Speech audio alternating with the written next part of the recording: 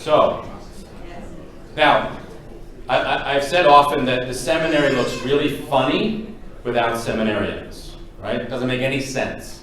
Our whole lives, the priests and faculty and staff, it's all about your sons, your grandsons, your friends, your relatives.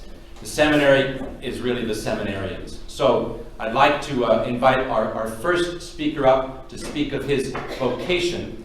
And he is a second theologian from the Archdiocese of Washington, ebuka mbanude. What do the kids call you again?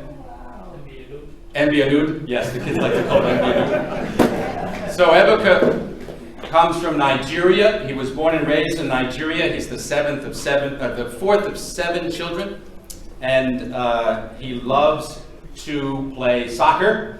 So that's why we accepted him. And as I said, he's from the great Archdiocese of Washington. So ebuka, please.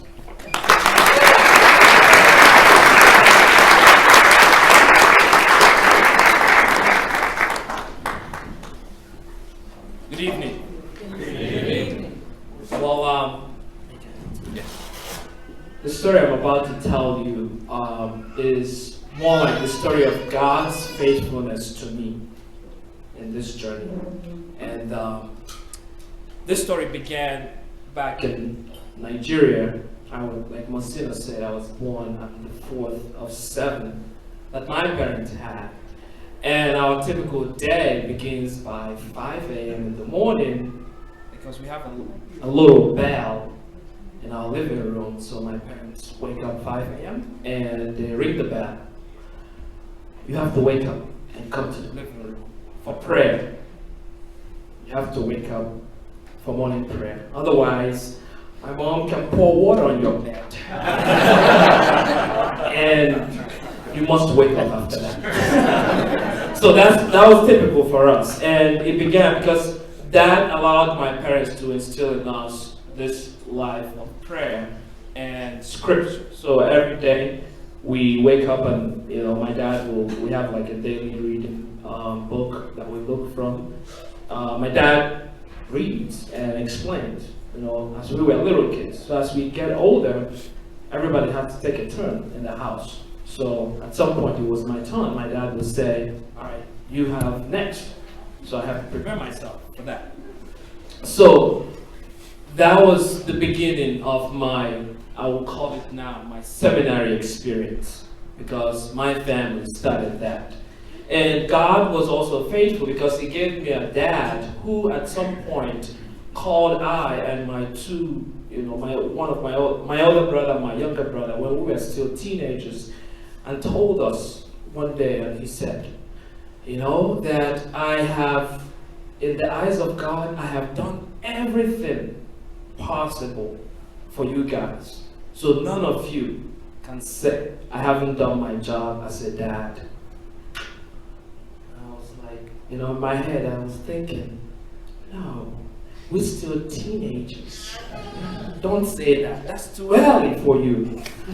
I mean, I'm not even 18 yet, so how you say you've finished your job? But what my dad was saying, actually, he told us, he said, the greatest foundation a father can lay for his children is a foundation laid on Christ. He said that, and the next day he told us, he asked us, did you write that down? I'm like, no. He wanted us to write it down because he wanted us to know this is the only thing I know. I may not have money. I may not have all that you guys think I should have, but this is it. And that remained with me all the way till today. There are other things my dad said. I will come to one of them later. But God also blessed me with a mom who, because she has 7 kids, at some point during the week, she will fast 7 days for each 7 kids. And later she will tell us, this is what I did for you guys. And I keep asking myself, this is sacrifice for us. And I think my mom prays more for me than I pray for her, because she has carried us so much as a family, and still today she still does carry us as a family. So that's the first stages of God's faithfulness to me. And my whole seminary or journey into the seminary began also when I finished high school. I went to high school in Nigeria, all of other studies I did, here in the States. But after high school, I remember feeling, there was this feeling of being different. I have to be different. And at that time, I didn't understand what that meant for me. And so I shoved it off, because there was nothing to point me to a particular direction of what this meant for me. So I shoved it off. And it only returned to me 2 years later. I was still in Nigeria when I was 19. But then I was, helping living with my uncle. And my uncle is more Catholic than I was, then. So he goes to daily mass and everything. And it was only then that as I began to, follow my uncle's footstep, that I began to see, okay, maybe it's the seminary. Maybe this feeling of being different is a life in the seminary, which my uncle was so excited, more than I was, for me. That's one of the things that got me confused at some point, because people become more excited for me than I myself was, and when I told him, okay, maybe this is, my uncle didn't waste time. He got all the information that I needed. And in Nigeria, I've always wanted to be a missionary priest. By then, I've always wanted to go be a missionary priest and go wherever I can go, just to be, just to serve Christ, if I have to be a priest. So I have to write a letter to different, religious community around. I never wrote anyone to the diocese, but to religious communities. And in that, you have to include your transcript for your high school final exam and some other requirements that they needed. So I put all that in and sent it out. And I was, going around my jolly life, doing my thing. And then replies started coming back for me. And unfortunately, none of the replies were positive. One of them said that after prayer and considerations, they think I cannot be a member of their organization, the religious community. I thought to myself, these people never know me before, so how did they figure that out? How did they figure that out? But the other ones, came because, the requirements in some seminaries in Nigeria are kind of different from what we have here. So one of the requirements, they required me to at least get a B in English language in my final high school exam, which is a 2, 3, 4 weeks exam that every senior take at the end of your high school. But I got a C. And I was like, well, it's not for me because these people want a B, but I got a C. And I don't want to go back the next year and retake the whole exam just to get a B in English. English wasn't even my first language. Hello, but that's what happened to me. And I wasn't happy about it at some point, but I decided to move on with my life. So it was in 2005 that my dad again showed up and asked me to go and apply for a program called the Diversity Visa Lottery Program for the United States. And so this is a program that the US government every year put out like 50,000 visas, and they make, they open up a particular website run by the Department of State, and people all over the world apply. And the purpose of that is to attract people inside the United States. And so many people have been applying for these for year upon year upon year, but my dad told me to, and I just applied once.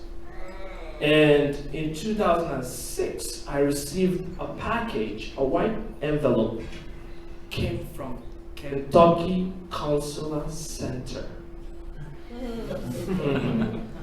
What is Kentucky? That That was my first question. Fried chicken. I don't know what Kentucky was. I'm in Nigeria. Who knows what Kentucky? It was only when I came here that I realized Kentucky was actually a state. But that was, when I received the package, and my younger brother was jumping up, and I was like, hold on, man. This says my name and congratulations. Let me finish reading the letter before you start to jump up. I mean, people always get excited, more excited for me than I am, myself.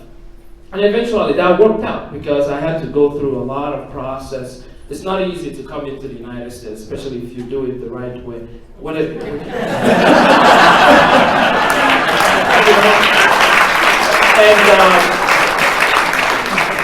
And I, have to go through process, a lot of process. And just to share, the funny thing about when I went to interview, so I loved biology during my high school. So when I went for interview, the man who was interviewing, he asked me and said, "What's your best subject in school?" I said, "Biology." He said, "What's your best topic? What topic do you like most?" I thought to myself, it's been about 4 years I finished high school, so I said ecology. And he said, "Well, tell me something about ecology." And I cracked my brain as much as I could, and I was able to say one or two things. And he said, "Yeah, you are right." And he asked me, "Do you know why I said you are right?" I said, "No." He said, "Because in America, I was a biology teacher." I was like, "Oh, God saved me." If I had tried to say something different, he would catch me immediately and say, "No, you are wrong, brother."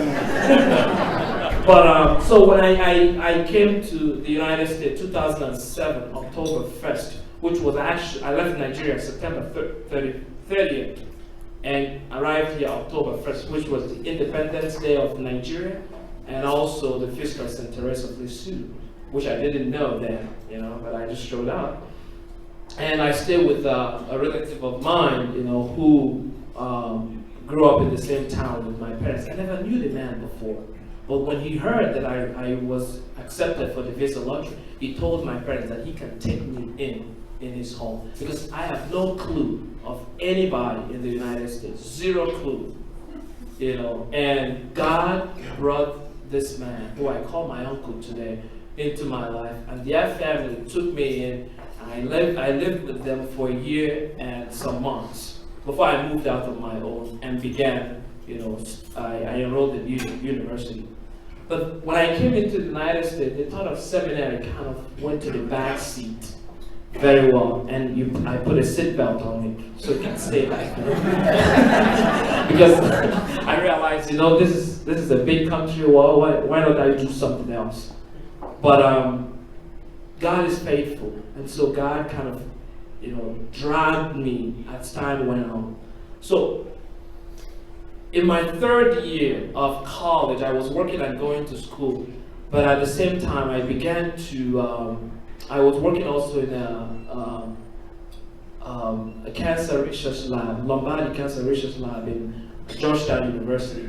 And so my mentor then asked me, this is my third year of school, so it was a decision moment for me. She asked me and said, "What are you going to do when you finish college?"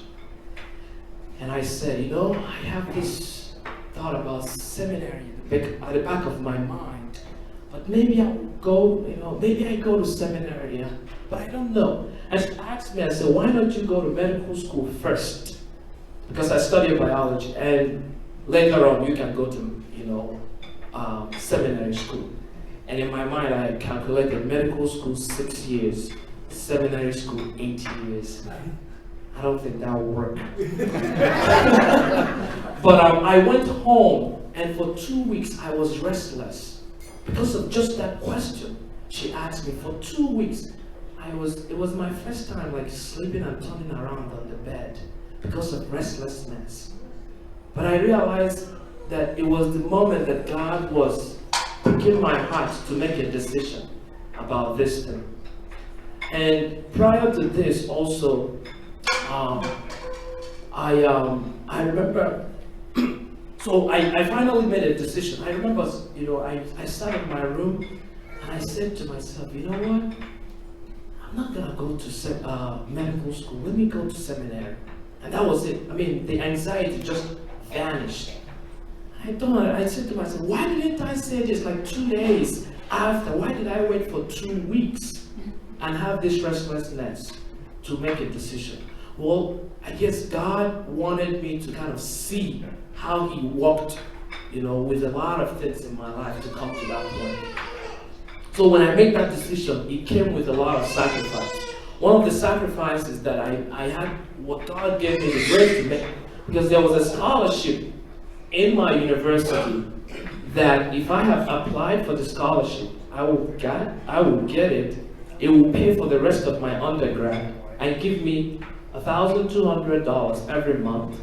And if I want to go to PhD program, it will pay for it free. And the chairman of my department called me and said, I know you have this thought about seminary, but if you want to apply to this, you must go to a graduate program. And I said, oh no, I have student loans. Should I take this scholarship? Should I take this scholarship, or should I, pursue this seminary? I thank God because He gave me the grace to say, let me take care of you. Let me take care of you. And I think that's what has led me all the way to today. That God said, let me take care of you. And I said, well, I'm not going to apply. Let me just go to seminary. And then I began to, I remember when at some point I went online and just Googled seminary school in America. And just a whole lots of websites popped up. The first one I saw was the Capuchin. I clicked there. I went all the way to where it said contact us. I clicked contact us, and I sent them a mail. I said, my name is this is my phone number, contact me please. Because I have no clue of how to get into the seminary. So the vocation director actually came, contacted me about 3 days later. He called me, the Capuchin, and then he came down to my school at some point. And then I began to go to come and see retreats and everything. But then I had a spiritual director who was a Capuchin. Then at some point my heart wasn't directed, being, continually following the Capuchins. And so I told the vocation director, I said, this is what's going on in me. I'm not being directed this way. But then when I went back to tell my spiritual director the same thing, my spiritual director told me, yeah, I know you can't be a Capuchin. How did you know that? How did you figure that out? Why didn't you tell me before? But it was this part of, this discernment that someone has to pass through for you to actually know what you want. And so he's the one that referred me to the Archdiocese of Washington, because I was living in DC. And I started, I called DC, and I started going to the come and see events for the Archdiocese of Washington. And at some point when I've gone for a while, and the vocation director, we talked. And he said, okay, maybe you may start to think about application. And I remember the day I was supposed to get my application. It's funny, but I have to tell you. I went to the meeting 45 minutes late. And he told me, well, you came 45 minutes late. Go home. We talk next time. And I felt so bad for myself. So I said, what did I just do? But then God, as He may have it, the vocation director was the one who called me, because I felt so ashamed that I couldn't even send him any email again. But he's the one that called me back. So wrote me an email and said, okay, let's meet this day. And I went again, and we had the interview, and he gave me the application in the envelope. And I took the application home. And the application became, when I was living on my own, as small as I am, I had a full-size bed. So I was sleeping on one side, the application was sleeping on the other side. And that lasted for 1 month. Because I was afraid. If I sign this, I'm signing my life away. That's what I was thinking. Why should I do this? Why? And God gave me the grace later on, but even after everything, I think every seminarian have this feeling, because you question yourself, why the seminary? Why? You know, I've met a lot of young women, I've met a lot of moms who want me to be the husband of their girl. And I've met a lot of beautiful ones and good ones, and I keep asking, why should I go to the seminary? That was the big question for me at some point. And I think, all seminarians can, attest to this. You ask that question because you need to be clear. Why the seminary and not marriage? And, the only answer I can say for sure that I got, and this was later on as I, kind of developed my relationship with God, is God was saying, I think you need me first before you need a wife. But the more I try to open my heart to God, the more He takes me away from a wife. And I said, that's a rip-off. Because that's a rip-off. I mean, God rips you off so He can tell you, you just need me. That's all. I mean, what else can you do? You just need me. And I thought about it. I'm like, no, this is a rip-off, God, because the more I try to fill my heart with God, the more I'm directed to the seminary. And I think that's what gave me the peace and gave me the joy to, be where I am now. And so on July 21, 2013, I received a call while at my workplace and from my vocation director. And he said, well, congratulations. The Cardinal World has accepted you into the seminary at JP2. I'm like, hold on. Okay, thank you. I dropped the phone and I paused for a while. I'm like, this is real. I'm going to the seminary. And I remembered what my dad told me at some point. He called me. He's in Nigeria and I'm in the United States. He called me and told me, I have offered you as a sacrifice to God. I'm like, please no. Please no. I'm older now. I can offer myself. Don't offer me. So when dads tell you things like that, it makes me, think, okay, God, I just don't know. Because all these people are supporting what I'm not exactly supporting. So maybe your hands is in it. And so I remember the idea of let God take care of you, and my dad's word, I have offered you as a sacrifice to God. And I'm here, and I pray that, whatever the will of God is, and I'll be happy to do it. Because we have all the priests here in the seminary who tell us the priest life is a lovely life. And I've come to believe it, and I come to accept it too. So, this is me. Thank you.